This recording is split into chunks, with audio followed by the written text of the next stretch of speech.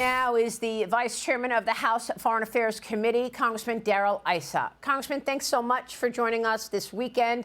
You've got Congress at odds and anti-war protests flaring up around the country, including in your own state of California. What do you think about this two-week timeline that the president has put forth? Should America get involved if Iran refuses to curb its nuclear program? Well, I think America is involved in that we've provided the technology to know where and how these missiles were coming from, where the nuclear sites were. Israel's been a strong partner for a long time.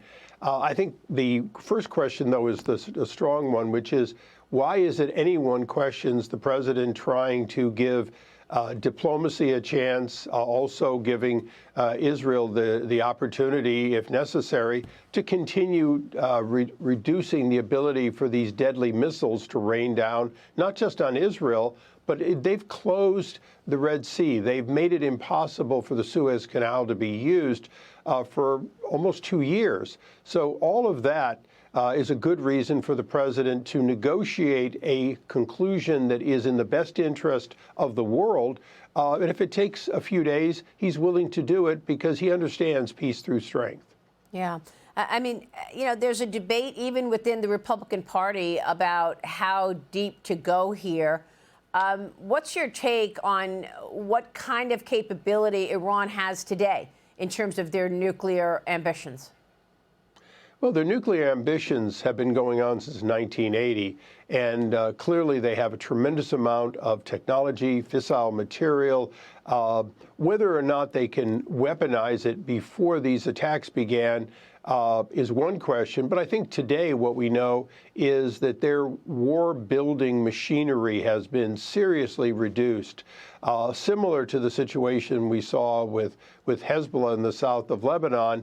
They are not, and if we don't let them, going to be able to reconstitute the kind of proxy wars and terror that they've been supporting. Even their support for the Russians in Ukraine now will be reduced. And that's the peace bonus that we want to make sure we not just have, but that we preserve.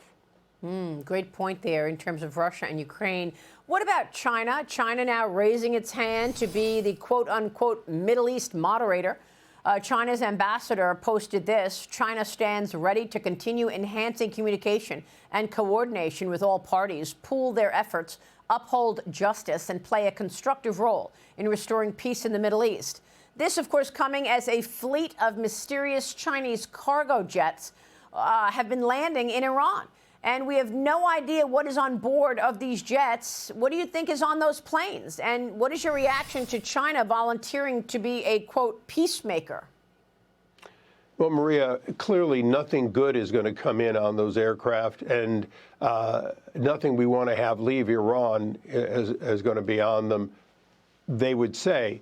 But let's be honest, it's pretty nefarious. It's the kind of interference that China is good for. The one thing about President Trump's leadership, though, is he's kept the communications open with China even while we're in a trade war. So it does mean that if they can be useful, the president will be in a position to use them. If they can't be, he's in a position to tell them to stand back. Yeah, I mean, I wonder how much support China is giving Iran, because China has been undermining the United States at every turn. Absolutely. And that's the reason that the likelihood is that the president will communicate to China, look, knock off these flights. We're not going to have that quantity of what could be very dangerous material coming into Iran. Israel was in a position to shoot down those aircraft. They used restraint, but they can't be expected to use restraint forever if they continue coming. Let me move on to the business at hand in Congress. Away from this, we're just 1 week away from the deadline for the Senate to pass President Trump's big, beautiful bill. A contentious debate over state and local tax deductions threatening to stall it all, with some GOP congressmen like Mike Lawler from New York standing firm, demanding that the Senate keep the House's limit in place on salt. Watch. Are you really going to vote no on this? Yeah. I mean, look, You're going to blow up the president's agenda. I've been very clear from the beginning that I would never vote to pass a tax bill that does not adequately lift the cap on salt. The fact is, when people talk about, oh, we're subsidizing bad blue states, the reality over the past 7 years is that 29 states blew through the $10,000 cap. So to revert this back to $10,000 is absolutely absurd, and nobody would ever support that. If it comes back to the House and then the Senate agrees, okay, it's not $40,000, but it's $30,000, will you agree? No. You're not going to agree even to $30,000 cap? That's what Ways and Means. I bet $20,000. That's what definitely not. What do you think, Congressman? Can Republicans come to an agreement to get this bill on the president's desk by the end of July?